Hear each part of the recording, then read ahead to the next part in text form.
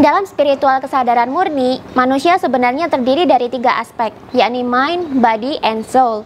Untuk mewujudkan kehidupan yang lebih baik dari hari ke hari, bisa mewujudkan hidup yang anti stres, dan manusia bisa berjalan sesuai fungsi atau blueprintnya masing-masing di dunia ini, dibutuhkan kesadaran murni masing-masing orang untuk bisa menyelaraskan ketiga aspek ini.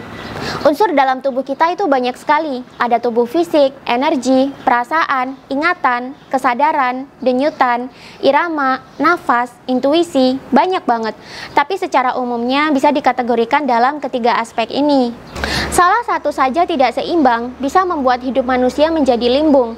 Celakanya, mayoritas manusia tidak menyadarinya bahwa kehidupan mereka kerap tidak seimbang.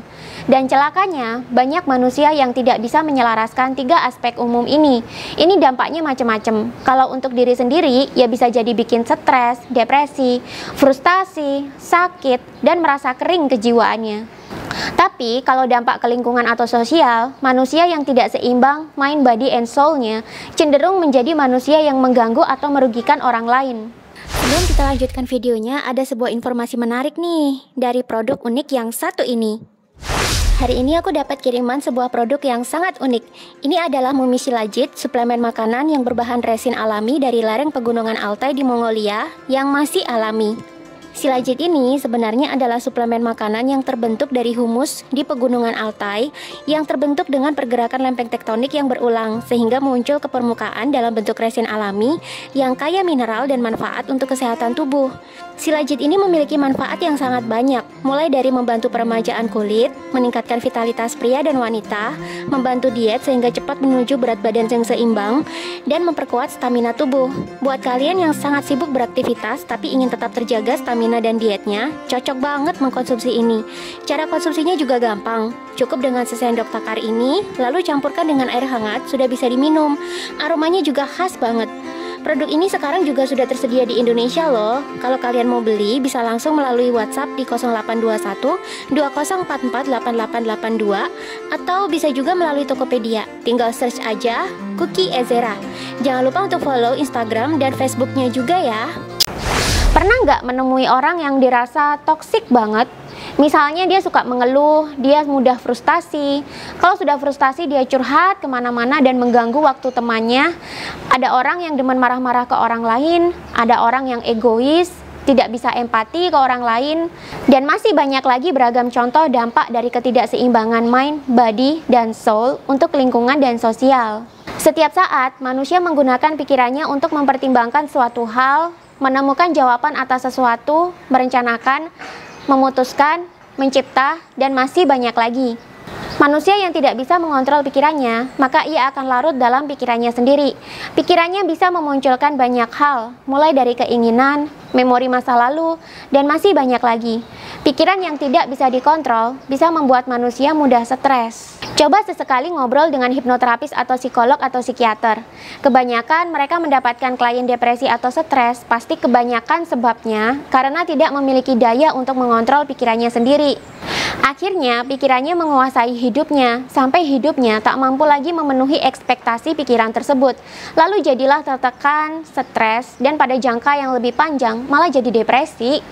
Contohnya, ada orang yang mengalami depresi karena dimusuhi dengan teman di kantornya. Lalu dia datang ke seorang terapis, minta tolong disembuhkan depresinya. Tentu saja, si terapis akan melihat bahwa sebenarnya yang membuat si klien stres dan depresi adalah pikirannya sendiri. Coba saja kalau si klien tidak membiarkan dirinya terlarut dalam pikirannya, tentu dampaknya tidak akan sampai depresi. Tapi karena si klien tidak sadar, ya akhirnya dia terlarut dalam pikiran-pikirannya sendiri. Pikirannya juga semakin banyak menampakkan bayangan bahwa dia sedang dimusuhi, dia tidak disukai di kantor, dia tidak berharga di tempat kerjanya, dia tidak pantas bergaul di situ, kawannya tidak ada yang mendukungnya, dan masih banyak lagi. Pikiran, jika dituruti terus, dia akan terus menampilkan bayangan-bayangan baru, sampai-sampai hidup kita tak akan mampu memenuhi ekspektasi pikiran tersebut. Ketika ekspektasi pikiran tak mampu kita penuhi, ya kita stres. Dalam contoh ini, pikiran terus menampilkan bayangan bahwa si klien sedang dimusuhi. Semakin dipikir, semakin banyak bayangan buruk yang muncul. Semakin streslah dia, karena hidupnya tak bisa lepas dari bayangan-bayangan buruk tersebut. Harusnya dia jadi karyawan yang baik. harusnya dia punya kawan yang baik, harusnya dia berharga di kantornya, tapi dia merasa tidak bisa memenuhi semua ekspektasi itu. Jadilah dia stres, kemudian depresi. Contoh lainnya juga banyak. Pernah nggak melihat di sosmed ada teman posting liburan, posting mobil baru, posting rumah baru, lalu kita merasa tertrigger dan pengen melakukan hal yang sama. Tapi ketika melihat situasi, ternyata tidak memungkinkan. Tapi di satu sisi, kita juga tidak mau kalah dengan teman kita di sosmed. Pernah mendapatkan keinginan semacam ini? Keinginan ini datangnya dari pikiran. Kalau dituruti terus, ya akan stres karena pikiran itu tidak ada habisnya. Karena itu, harus dikontrol supaya selaras. Demikian juga dengan jiwa kita. Jiwa kita berkaitan dengan intuisi, perasaan, dan nyawa kita. Bila kita tak mampu mengontrol jiwa kita bisa menjadi pribadi yang mudah baperan. Ujung-ujungnya sama, jadi gampang stres. Keadaan pikiran atau mind dan soul atau jiwa yang tidak berimbang bisa berdampak pada tubuh juga. Ketika kita merasa down, merasa stres, merasa tidak bisa memenuhi ekspektasi pikiran, merasa tidak bisa memuaskan jiwa kita jadi mudah merasa hambar dan tertekan.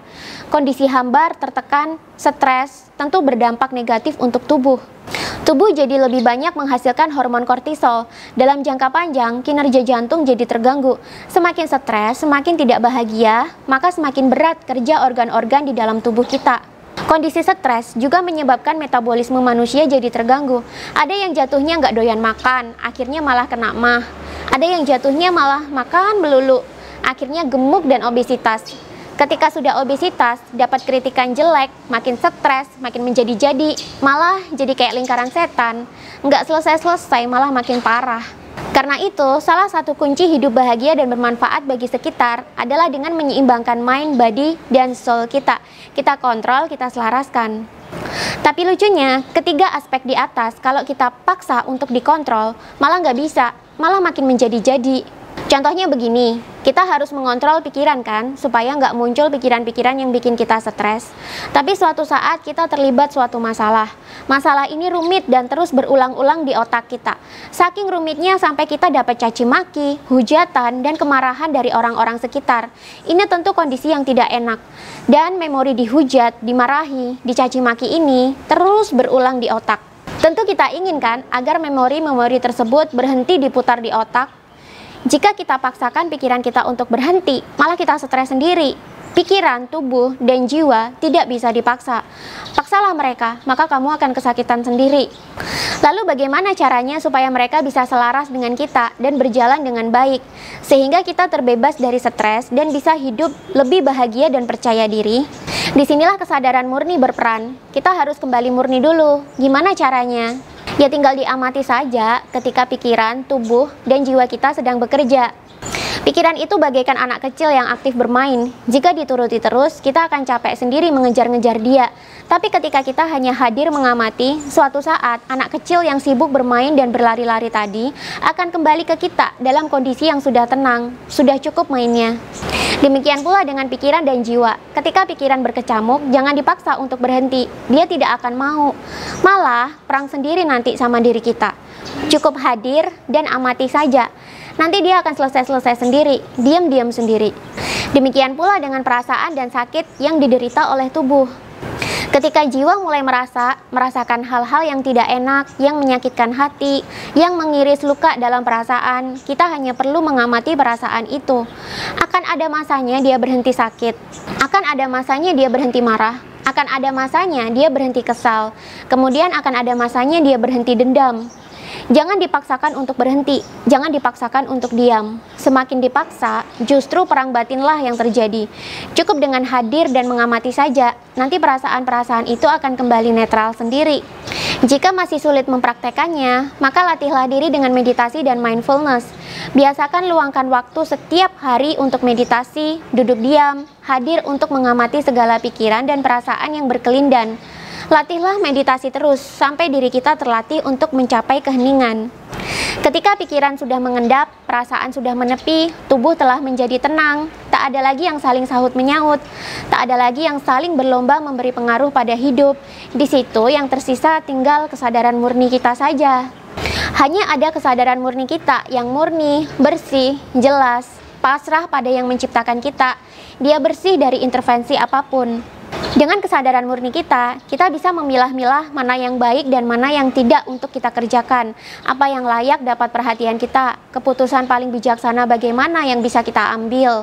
Dengan sering mencapai kondisi kesadaran murni, dengan sendirinya, pikiran atau mind, tubuh atau body, dan jiwa atau soul kita akan selaras. Mereka akan selaras dengan sendirinya tanpa kita paksa. Dalam kondisi kesadaran murni pula lah, kita bisa mendengar dan melihat guru sejati kita berbicara, memberikan tuntunan kebijaksanaan, memberikan pengetahuan kecerdasan, dan menyalurkan energi yang sangat besar, yang semuanya murni dari Sang Pencipta. Atas petunjuknya lah kita hidup. Kebijaksanaan dan pengetahuannya murni dari Sang Pencipta semesta. Energinya juga murni energi dari Sang Pencipta. Jika kita tidak mampu berada dalam kondisi kesadaran murni, ya kita tidak akan mampu menemukan guru sejati kita. Dialah ruh kita yang dalam bahasa Indonesia disebut sebagai Nurani, si Atman, si Limo Pancer, Sang Roh Kudus, Sang Kesadaran Ilahi, The Light, Nur Muhammad.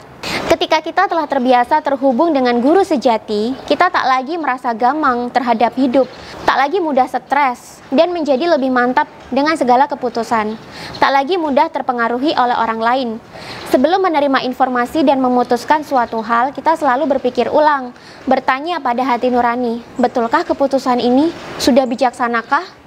Meditasi adalah latihan awal. Selanjutnya, harus dilakukan kehidupan sehari-hari yang mindfulness, yakni melakukan segala aktivitas secara sadar, fokus, hadir hanya untuk melakukan aktivitas itu.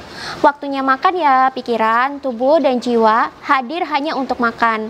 Waktunya ibadah ya sadar dan hadir untuk ibadah. Bukannya waktu ibadah, gerakannya menyembah, tapi pikirannya malah ketagihan listrik dan air. Memang sih ini diperlukan waktu yang tidak sebentar dan butuh konsistensi. Tapi percaya deh, jika kita melakukannya, akan banyak perubahan positif dalam hidup. Nggak percaya? Coba dulu sebulan, lalu amati hasilnya.